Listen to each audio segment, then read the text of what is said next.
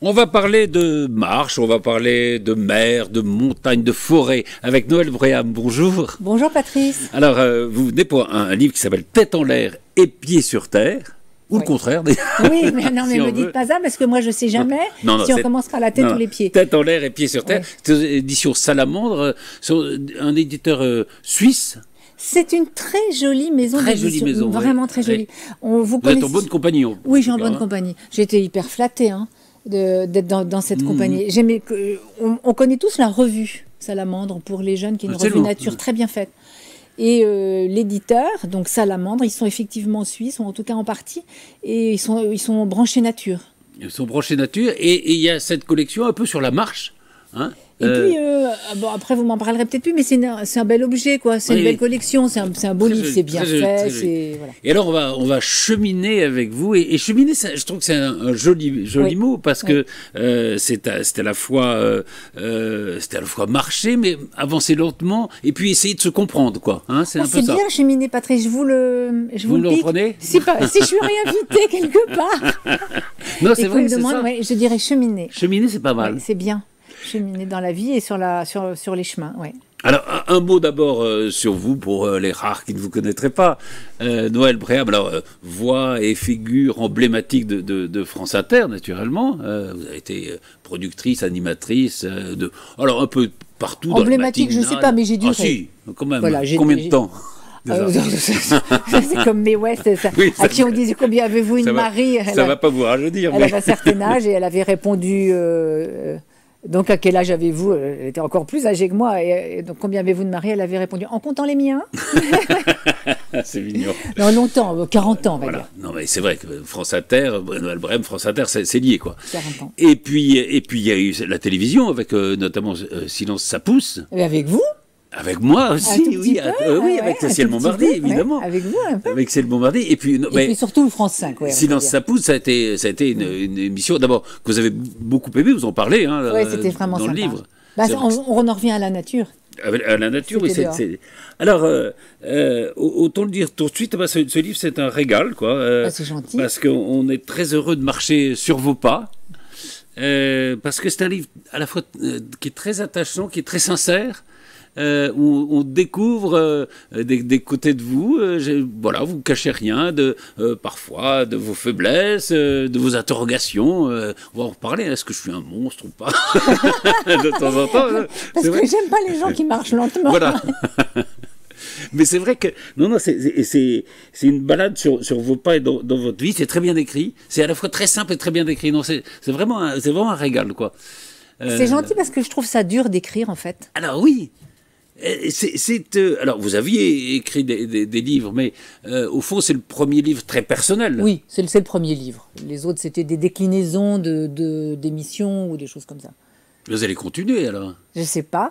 Ah, Je sais ça pas. vous a donné envie, non? La Salamandre, ils sont très sympas. Ouais. Et j'aimerais bien continuer avec eux. Et franchement, je sais pas. On verra bien. En fait, si ça marche, oui.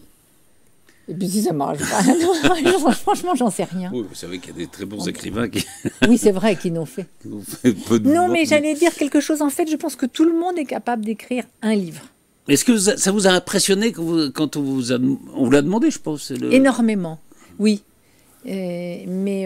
Énormément. Et ça m'a... un livre, vous savez, c'est comme quand on dit c'est écrit dans le journal. L'écrit, peut-être parce que moi j'ai Mais de la l'écrit, oui, radio, de la télé. alors, parce que ouais. vous avez beaucoup écrit quand même, parce que vous avez dit des chroniques, des éditos, Oui, mais- des choses, des billets très amusants la Oui, plupart du mais temps. c'était griffonné Mais sur un papier. Voilà, c'est c'était- pas tout à fait pareil. Là, ça Non. reste. Là, ça reste. Et puis, bon, à la radio, enfin, en plus, moi, quand j'ai commencé, il n'y avait pas de podcast, on ne pouvait pas réécouter, il n'y avait pas de replay, il n'y avait rien de tout ça. Donc, Oui, une c'était fois que comme... c'était fini, c'est fini. Hein. c'était comme le théâtre. Ouais. Et c'était ça qui me plaisait. C'est d'ailleurs, ça qui est aussi. bien d'ailleurs dans les quotidiennes notamment. C'est lâché. Pas que ça ça qui est vit, bien. ça meurt immédiatement quoi. Ouais. Enfin, moins maintenant avec les Et moi réseaux. maintenant, oui, absolument. Mais moi, j'aimais beaucoup. D'ailleurs, j'ai lutté contre ces... Maintenant, je suis ravie en tant que cliente d'avoir accès au podcast et de Oui, réécouter bien les sûr. émissions ou de les revoir pour la télévision. Mais ça ne me plaisait pas du tout en tant que fabricante. Mhm. Moi, j'aimais bien ce one-shot, c'est parti, c'est dans l'air, sans rapport référence. Voilà, sans référence. Bien que vous ayez travaillé pour la 5, donc Ouais. c'est normal. Bon, puis je l'aime bien en plus, Anne-Elisabeth Lemoine, c'est bien. Mais voilà, Non, c'est j'aimais vrai qu'il y bien. avait... Mais là, oui, en effet, ça reste, et donc on est sans doute un peu impressionné quand on se dit, très, voilà, très ça impressionné. va être imprimé. Quoi. Ça va être imprimé, c'est l'écrit, c'est un livre, et puis j'en reviens à ça, c'est un beau livre. Oui, absolument. Donc je suis vraiment très, très, très, très flattée. Mais je trouve que d'écrire, c'est difficile. Et vous avez... parce que il y a une sorte comme ça, mais c'est ça le talent. On sent une sorte de facilité comme ça, Oui. comme s'ils avaient été faciles. Oui, alors Mais ça a été facile, non? c'est Un peu. facile, c'est très facile, mais c'est très facile de griffonner 4 idées sur un morceau de papier. Quelquefois, ça va tout seul. Et puis, c'est un peu comme les chroniques à la radio. Je ne sais pas pourquoi. Il y a des jours où ça va tout seul. On écrit son truc en... Mais ça, vous connaissez par cœur, Patrice. Vous écrivez en 30 secondes votre truc et c'est pas mal. Oui. Et puis, quelquefois, on y passe tout un dimanche. Oui, c'est Et on compliqué, se ça dit, vient pas. Oui. et zut, et c'est quand même Il faut merdique, trouver mon l'angle, il faut truc. trouver le début, ouais. absolument. Et c'est ce que disait Françoise Giroud, si on trouve la première phrase, c'est bon après. Ça passe. Belle référence. Ah, elle disait ça? Je crois, Ouais. au peu près, enfin. Ouais, sûrement. Ouais, mais c'est vrai. Alors on va marcher un peu avec vous et on va feuilleter le livre. Alors tout commence en Sologne, dans la plus jolie maison qui soit, vous Oui, dites. c'est vrai. Une maison de contes de fées, hein, c'est ça? Je maintiens. Je maintiens parce qu'en fait, Alors vous étiez enfant, hein, voilà. enfin, c'était notre maison de week-end, de Voilà. vacances. Vos grands-parents avaient comme amis des gens qui avaient un château, c'est ça? Voilà. Et En eux, Sologne? ils avaient amis. En fait, ils vivaient en. C'était plus que des amis, c'était de la famille parce qu'ils s'étaient connus en Chine. Et à l'époque, quand on vivait en Chine, pour revenir en France, on mettait 2 mois de bateau. Ah oui. Donc ça crée des liens. donc les voisins et les amis, c'était la famille. Ouais. Donc c'était des amis qui avaient valeur de famille. On les appelait grand-mère ou oncle, tante, je sais pas quoi. Donc ils étaient très proches et on allait chez eux pendant tous les week-ends et pendant toutes les vacances dans cette toute petite maison, mais tellement belle, très très ancienne, une maison qui datait d'Henri IV et sans aucun confort. Alors voilà, d'ailleurs c'est un point commun qu'on retrouve un peu dans le livre, et puis on parlera peut-être un peu de votre famille, de votre enfance, mais vous n'avez pas une passion, enfin, vous avez été habitué à ne pas avoir une passion pour le confort, quoi, si je peux dire. Hein? Je m'en fiche parce que je sais que... Oui, cette maison, alors vous y je peux s'en geliez, passer. mais quand vous êtes arrivé, on parlera tout à l'heure de Belle-Île, il y a eu une autre maison aussi, Sans confort. il valait mieux avoir des pulls et des bouillottes, quoi. Hein? Voilà.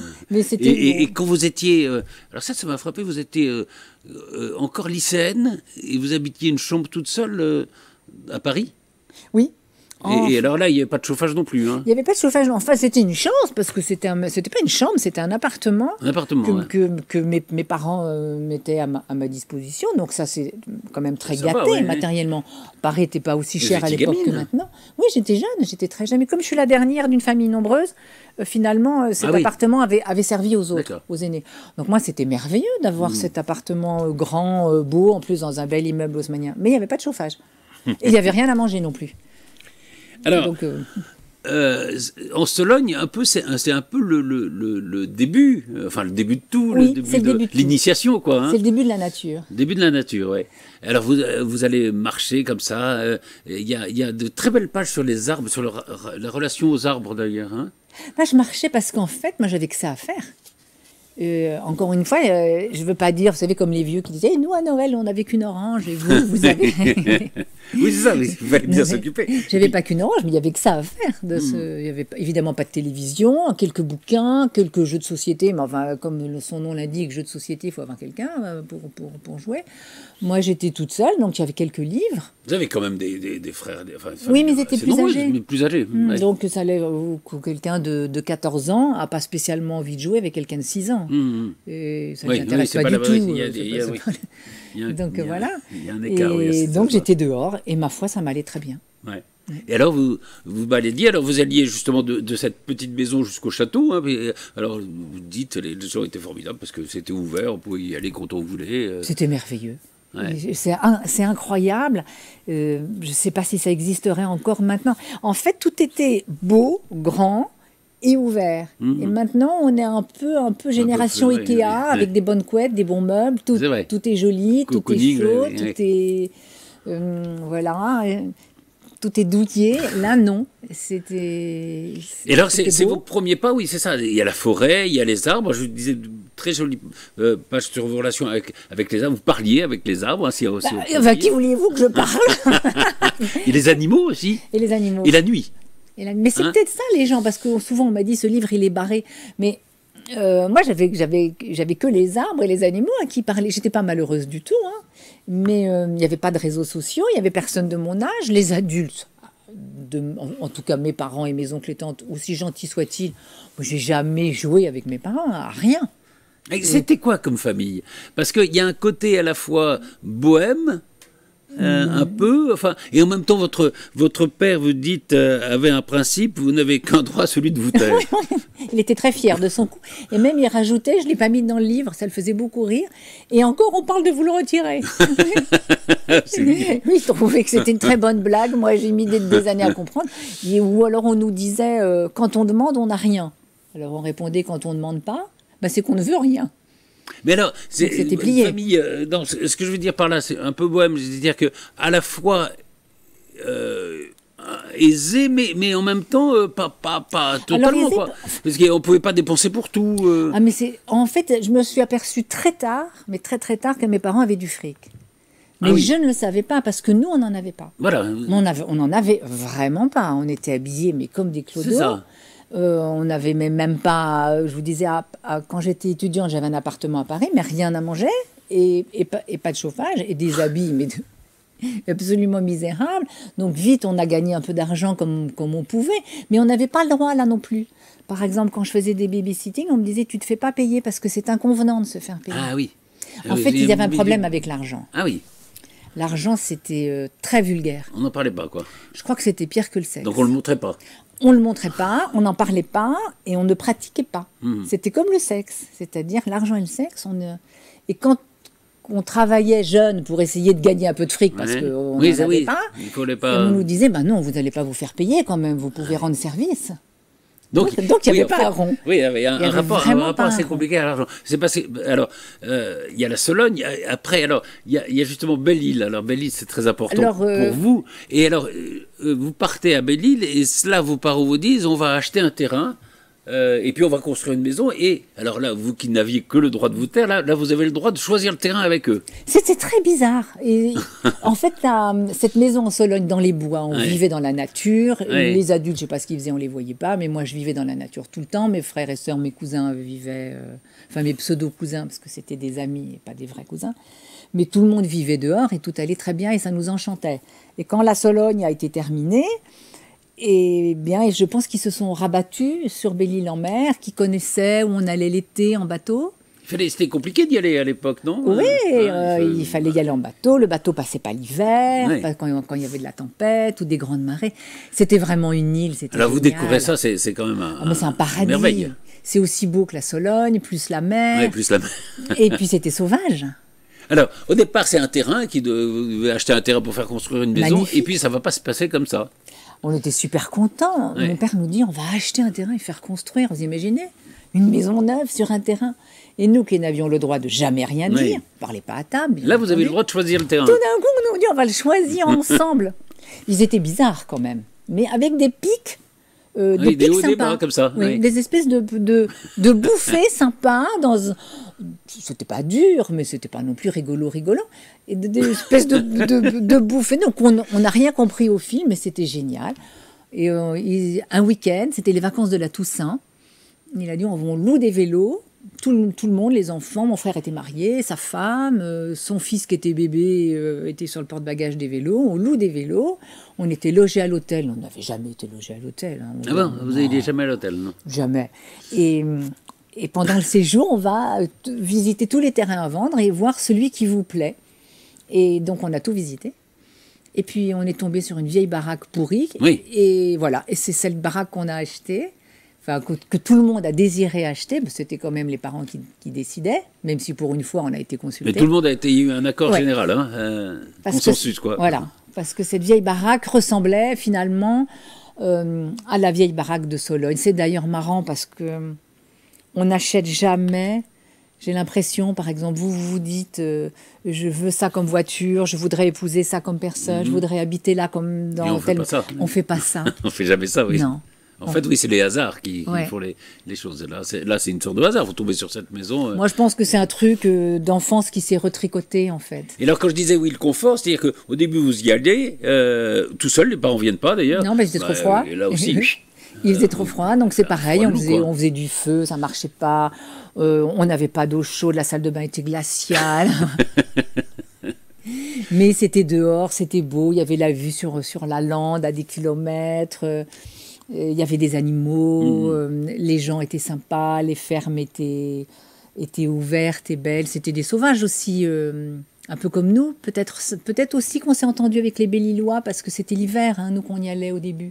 Donc les Belle-Îlois l'hiver. Ah oui, c'est ça, il n'y avait pas personne. Il n'y avait personne, pas de touristes en tout cas. Ouais. Ils n'étaient pas. Oui, donc vous avez été adoptés un peu, ouais. Voilà, ils ont été sympas. Vous dites, alors, puisqu'on parle de la marche, vous dites à Belle-Île, si j'avais trouvé un autre moyen de locomotion que mes pieds, j'aurais bien pris. Pourquoi ça?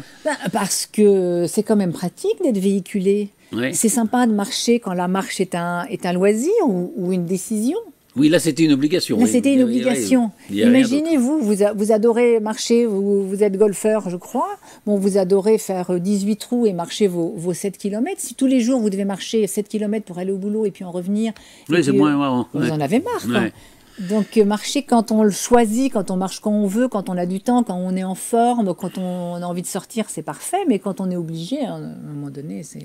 Vous dites une chose très jolie d'ailleurs, marcher m'a plu parce que c'est parce que je savais le faire naturellement. C'est vrai qu'il y en a qui ne savent pas faire de vélo, mais tout le monde sait marcher, quoi. Tout le monde sait marcher. Moi, je ne sais rien faire bien, en fait. Encore une fois, comme on était une famille un peu bourgeoise, on a monté à cheval, on a fait du tennis, on a fait du ski, on a eu la chance de faire un tas de trucs, mais on n'a jamais rien fait bien. Enfin, les autres peut-être, mais moi, j'ai jamais rien fait bien.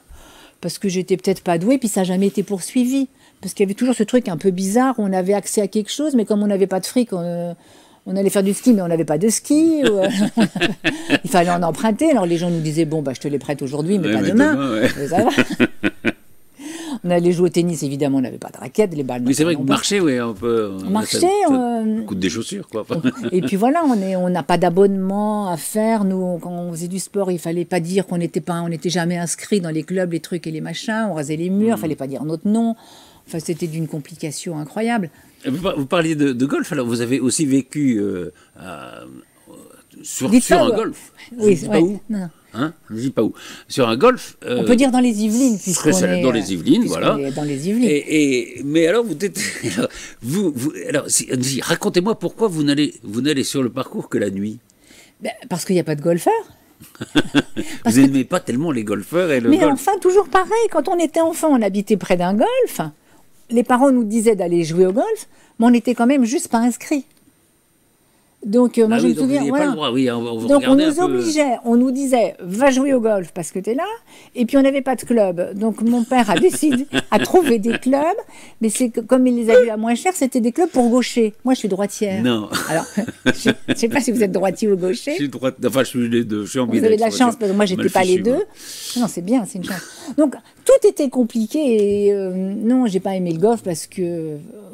c'est cette espèce de truc éternel qu'il y avait chez nous avec vas-y mais n'y va pas, mais tu dois le faire mais t'as pas le droit. Et donc vous allez y marcher quand? Alors la nuit, comme ça j'ai accès à ce terrain magnifique, mais il n'y a pas que j'ai pas les bons clubs et que je suis juste pas membre, quoi. Mais vous jouiez la nuit, non? Ah non. Non, vous marchiez. Ah non, je marchais. C'est un livre sur la marche, c'est pas sur le golf. Racontez-moi quand le jour où on vous a appelé Madame Henry. Oh, ça, c'est une histoire de fou. C'est que comme j'habite à côté du golf, je connais les habitants qui sont assez gâtés matériellement et les jeunes faisaient des fêtes magnifiques et assez alcoolisés. Et comme moi j'aimais marcher la nuit, je les voyais souvent le soir ou le petit matin, les jeunes un peu. Et un matin, tôt, je vais sortir mon chien vers 5h du matin sur le golf. Avant justement que le golf, avant que ça s'ouvre. Et c'était un matin bizarre, j'étais pas bien, j'avais entendu d'autres chiens qui aboyaient, vous savez, un peu comme dans les 101 Dalmatiens. Un chien qui réveille un autre, qui réveille un autre, qui réveille un autre. J'étais pas bien, mais je me suis dit, je vais quand même sortir le chien, ce qui est fait n'est plus à faire. et comme ça, je serais débarrassée. Il y avait un drôle de truc, une drôle d'ambiance, pas agréable. Et je croise là-dessus 2, 3 gosses, 5 heures du mat, qui crient, et puis qui m'appellent, et qui me disent « Madame Henry, Madame Henry !» Je leur dis, mais je suis pas Madame Henry. En plus, j'ai des copains de mes enfants. Je dis, mais je suis Noël, enfin. Mais et puis vous avez vu l'heure, et puis rentre chez toi, et puis parle pas fort comme ça. Et puis je les engueule comme des gosses. Des gamins avinés un peu, quoi. Ouais. Voilà, des gamins avinés qui sont venus chez moi. Mes enfants sont allés chez eux. Et puis ils insistent, et puis ils me braquent sur moi une lampe très forte. Je dis, puis baisse-moi cette lampe, je vois rien, c'est hyper désagréable. Et puis ils recommencent, et puis ils me disent, Madame Henry. Arrêtez-vous ou on tire. On tire. Je lui dis, mais vous êtes ridicule là pour le coup. Alors non seulement vous êtes bourré, mais vous êtes ridicule. Et puis il continue. Arrêtez-vous ou on tire. Et moi je continue à marcher, puis tout d'un coup eux marchaient vers moi, et puis ils me redisent, arrêtez-vous ou on tire. Je leur dis, mais c'est ridicule ce truc de série Z, et puis baisse ta lampe. Et en fait, en s'approchant, je m'aperçois que c'est pas les gamins que je croyais. C'est même pas des gamins du tout, ils sont plus âgés que je ne le pensais. Et je vois des gilets pare-balles. Et je me dis, mais où ils ont eu des gilets pare-balles? Et puis, c'était vraiment très, très bizarre. Puis, ils sont extrêmement désagréables avec moi. Et puis, ils me demandent où je vais. Je leur dis, ben, je promène mon chien. Et tout d'un coup, je vois écrit gendarmerie. Oui. Et là, l'ambiance a complètement changé. Moi, j'ai baissé d'un ton, je peux vous dire tout de suite. Et puis, ils m'ont dit, mais qu'est-ce que vous faites là? Très désagréable, très sec. Je leur dis, ben, je promène mon chien. Ils me disent, mais vous avez un portable sur vous? Je dis, ben, non. Et j'étais très honteuse parce que j'avais une espèce de pyjama misérable sur lequel j'avais mis un manteau. Je leur dis, non, je suis juste en pyjama, excusez-moi, je promène. Et en fait, il y avait eu un cambriolage sur le golf. Tous les chiens avaient aboyé. C'est pour ça que les chiens avaient aboyé. Le mien m'avait réveillé, c'est pour ça que j'étais allée le promener. Et sur le golf, donc, je me suis fait attraper en pleine nuit par ce qui n'était pas des adolescents avinés, mais une vraie gendarmerie. Et donc, Madame Henry... Et Madame Henry, c'était gendarmerie. C'était gendarmerie.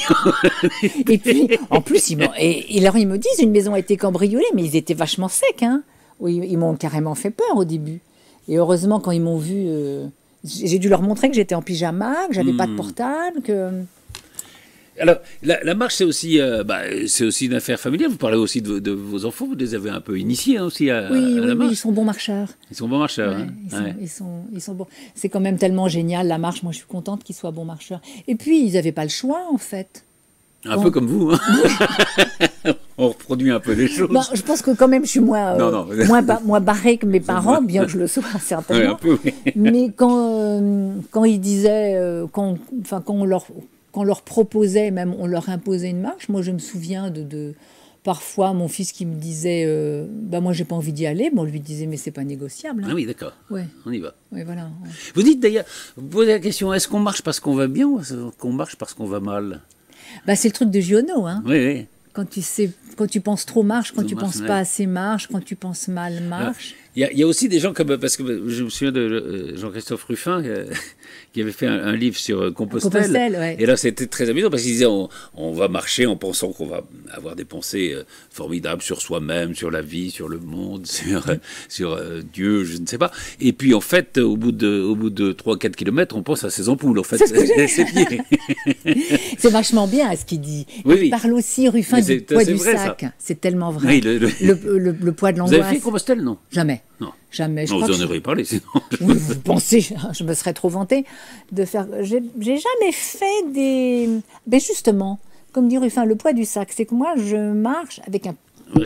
À la journée. Oui, ça, oui, vous ne portez pas des affaires. Cela dit, un bon angoissé, il peut avoir un sac d'une demi-journée qui pèse aussi lourd qu'un sac de Compostelle. Oui, hein. Il faut savoir, il y a des gens qui savent voyager léger et d'autres lourds. Ça s'apprend, hein. Alors, c'est pas un livre pratique, mais j'ai appris quand même, grâce à ce qui... Enfin, ou à cause de ce qui est arrivé avec votre fille, comment sortir des sables mouvants. Ah oui, il faut tout le temps bouger. Il faut tout le temps bouger. Ouais. Elle est tombée, hein, mais cette idiote, elle n'est pas tombée dans un trou. elle aurait dû le sentir venir parce qu'elle s'enfonçait au début jusqu'à la cheville, après jusque là. Alors c'était marrant au début. Oui. Ça faisait comme des bottes, c'était drôle. J'ai pris en photo, tata. Et puis après elle s'enfonçait de plus en plus. J'ai dit mais tire-toi de là. Et non, je pense qu'elle était un peu grisée. Puis il y avait cet événement, il y avait elle courait après un billet de 50 € qu'avait laissé échapper un touriste, c'était au Mont-Saint-Michel. Donc elle voulait rendre service, Puis je pense que ça l'amusait, ce billet qui volait, elle courait après, un peu comme un petit chat après un bouchon. Et donc elle était prise dans cette excitation du billet qui s'envolait et qu'on lui demandait de ramasser, que des touristes lui demandaient de ramasser. Puis, je sais pas, le sable mouvant, c'est un peu marrant, ou c'est peut-être comme les gens qui s'approchent du vide. Donc, en tout cas, si on est dans le sable mouvant, faut bouger. Faut bouger, hein. Ouais. Faut surtout pas se laisser... on va se laisser couler. On faut se laisser couler. Alors, il y a évidemment beaucoup d'humour dans ce livre. Et puis, vous avez lu beaucoup de livres de développement personnel? Mais plein. Vous pensez que le bonheur, ça s'apprend? Pas du tout.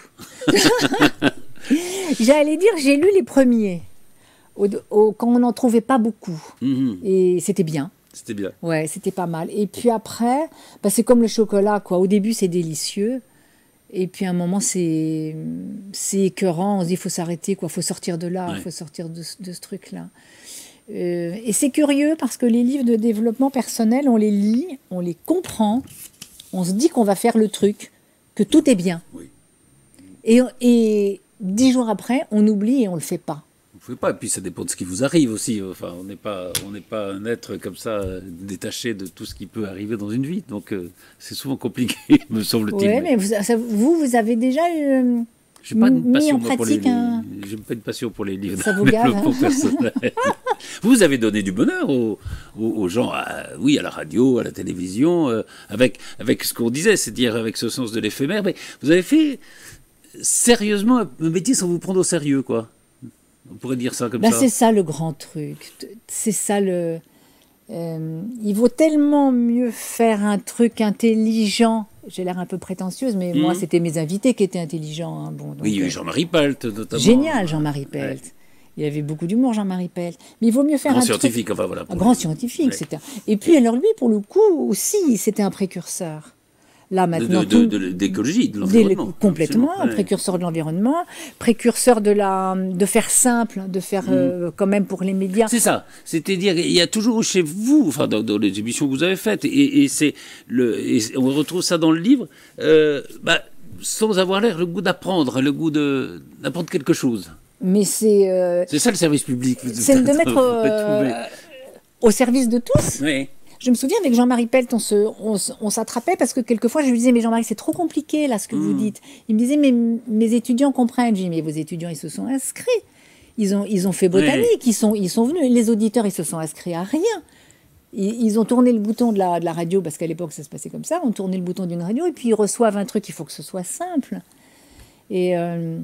Mais vous aussi, vous l'avez fait dans vos comment ça marche. C'est le même principe. Absolument. C'est comment ça marche le monde, quoi. Moi, c'était comment ça marche pas, mais... il y a une très jolie réflexion, et puis on va malheureusement se quitter, mais une directrice, je pense que c'est un France Inter, qui vous dit, quand on lui demandait des vacances, on était irremplaçable, et quand on lui demandait une augmentation, le premier venu pouvait aisément mais oui, remplacer. C'est vrai, ça. Ça, c'est vrai. C'est très mignon. Ils sont tous pareils, les DRH, quand même. On demander une augmentation, moi, c'était compliqué parce que je suis timide quand même. Donc, et puis toujours pareil, l'argent étant quelque chose d'extrêmement... Vous n'avez pas été élevé là-dessus, sur la simplicité du rapport à l'argent. Donc. Mais c'est vrai, je pense que c'est pareil dans toutes les boîtes. Vous allez continuer à écrire, il faut continuer, c'est formidable. C'est gentil, merci. Tête en l'air et pieds sur terre, Noël Bréham, c'est aux éditions Salamandre. Merci beaucoup. Merci Patrice. Et à très vite, vous revenez quand vous voulez. Vous me réinvitez pour le prochain. Absolument.